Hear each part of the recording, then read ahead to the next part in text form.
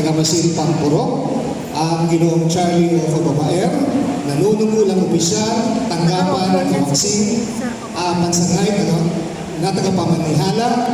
Ikinararangal ko po na ipakilala sa inyo ang 161 na mga batang lalaki at 152 mga batang babae na may kabuuan bilang 313 mga batang magsisipagtapos sa elementarya ng Ulo Integrated School.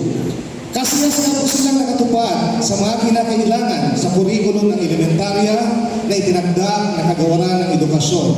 Bilang unang guro ng paaralang ito, hinihiling ko po ang inyong pagpapatunay at pagpapatibay ng kanilang pagtatapos ngayong umaga, ika-31 ng Mayo, 2024.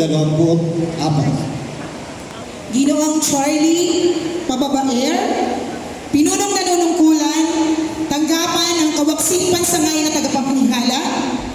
Batay po sa pagpapakilala ng Dr. Efren S. Consimino at bilang supervisor na nakatalaga sa paaralang ito, pinatutunayan ko po na ang lahat ng mga batang magsisipagtapos sa araw na ito ay kasiyasiyang nakatupad sa lahat ng mga kinakailangan sa pagtatapos sa kurikulum pang elementarya na itinakda ng kagawaran ng edukasyon para sa lahat ng pampublikong paaralang elementarya sa Republika ng Pilipinas sa ilalim ng K-12 Basic Education Curriculum.